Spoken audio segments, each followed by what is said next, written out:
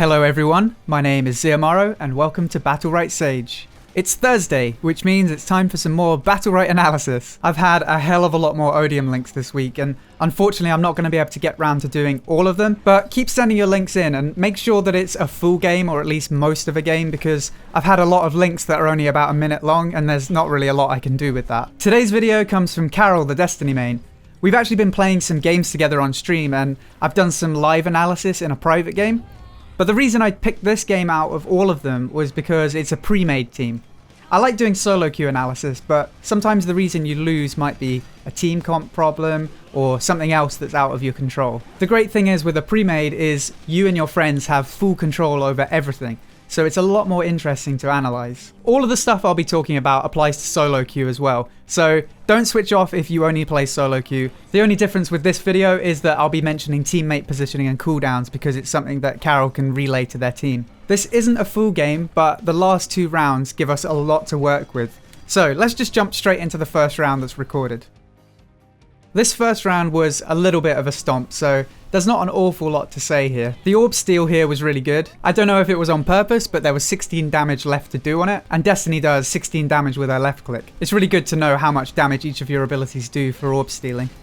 Now honestly, this was quite a confident victory in this round, but you've got to be a bit careful using all of your ultimates in one. Obviously in this situation you used the stun to cancel their Sirius's ult, which was really good.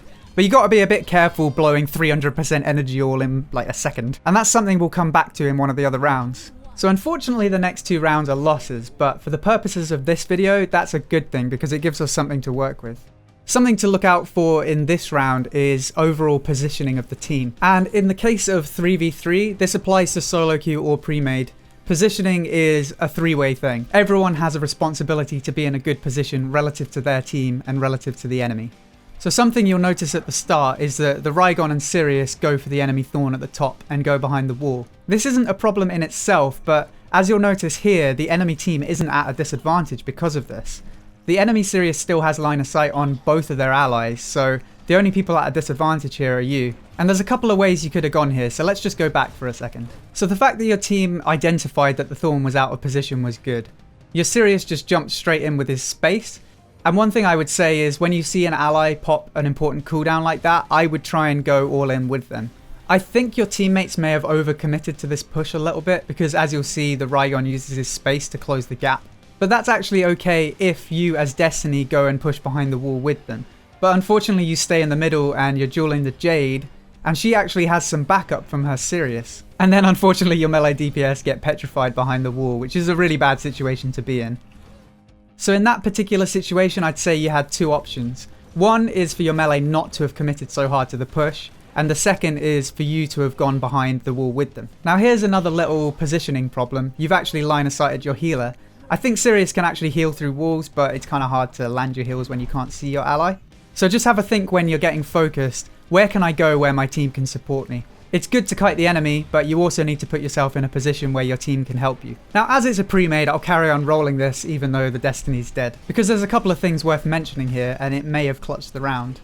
So one of the first things in this sort of a situation is to try and focus the same target. As you'll see, you kind of split focus here. One goes for the Jade, one goes for the Sirius. When you're playing with voice chat, you could have a shot caller, but my general philosophy is that the support should take cues from the DPS. You actually both pumped out a decent amount of damage, and if it had been on one person, you probably would have got a kill. So it was actually much more of a close round than you might have thought at the time. And just with a few focus tweaks, you may have been able to clutch it. Just as a general tip for a pre-made, if one of you seems to be better at noticing when an enemy blows a cooldown, you might want to make them your shot caller. It doesn't have to be just one person calling when cooldowns are down, but even if you've just got one person who can say, Sirius has nothing, it gives the rest of your team the cue to focus one person. Moving into the final round, there are a few more positioning errors, but in this round I would say the problem is more cooldown management, and in a few cases there were counters that were hit that really shouldn't have been. There aren't really too many comments to be made at the start. The Sirius actually leads the push, and the reason he does it is to avoid the petrify, and that's actually a good move. You didn't actually have the health advantage at the start, but I would say you gave yourself a cooldown advantage. And that's actually quite an interesting thing. It's not something that I would think about while I was playing, but sometimes you'll notice that people trade a bit of their health for cooldowns. It's just interesting from a game analysis point of view. Let's just go back here for a second because I think this was a little bit of a mistake from your Raygon. He gets a little bit stuck behind the wall here, but it's fine because he identifies it and gets back out again. He uses his space to disengage from the fight, which was great, but unfortunately he carries on going down the battlefield where he can't be supported by the rest of the team. And he actually disappears from the whole team's line of sight for a little bit. But what you'll notice is in a few seconds he pops up from behind a wall with almost no health.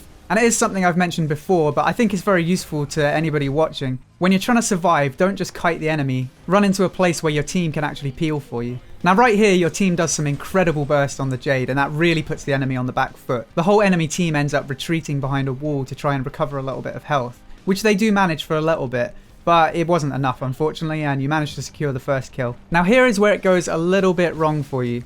When you get your first kill and you're in a 3v2, you should play defensively. It seems a little bit counterintuitive. You would think, well, we have the number advantage, so let's wipe them out while we have the advantage. But in actual fact, your best course of action is to just play safe, heal up, look for an opportunity to re-engage or a mistake the enemy might make, and then capitalize on it. So let's go back a little bit. So the Jade's just gone down and you're now at the numbers advantage. Your Sirius is quite low, so in his position, he should be playing very defensive. Unfortunately, you hit the Sirius counter here, but it was a good counter. But the big mistake was your Sirius using his space to re-engage. As the lowest health member of the team, you should really be playing it as safe as possible. Again, it sounds strange, but it's better to have a small impact on the fight but stay alive than to carry on trying to have maximum impact in a 3v2. Especially in this situation, Sirius is a healer, so it would be better for him to just stay back and carry on sustaining the fight. And unfortunately, because Sirius now has no escapes, he ends up dying as a result. So one last thing that I'd like to touch on is energy management in a clutch situation. You'll notice after the Sirius dies that Raygon goes in for the ultimate. Unfortunately, he misses it, which is okay, sometimes you miss these things. But in a clutch situation like this, you've got to be really careful about blowing all your energy in one go. Raygon has some pretty strong EX abilities that you can guarantee a bit more impact with. For example, his EX1 will give him some self-sustain, which is important when your healer's dead, and his Shift E is an incapacitate, which again in this situation would have been really useful. One side note for the end here is binding your cancel cast to a key that's easily accessible. This counter here would have been easily avoidable if you just cancelled your right click. And Sirius in particular is a character you really don't want to hit his counter. So, in conclusion, try to stay aware of where your team is, and try to position relative to them. Every single person on your team has a responsibility to position correctly. Secondly, when you're in a 3v2, try and play defensively at first and look for opportunities rather than trying to close out the fight quickly. Third, when you're in a clutch situation, I would always prioritize using EX abilities over an ultimate. If you whiff an EX ability, you've still got plenty of energy left. If you whiff an ultimate, then you've just lost everything. And finally, make sure your cancel cast is bound to a key that's easy to access. Some counters are unavoidable, but there are others that you can actually avoid just by cancel casting. I hope you enjoyed this video. If you did, then please feel free to subscribe for more Battlerite guides, news and discussion. And don't forget to check out twitch.tv/BattleriteSage. Until next time, thank you for watching and I'll see you soon.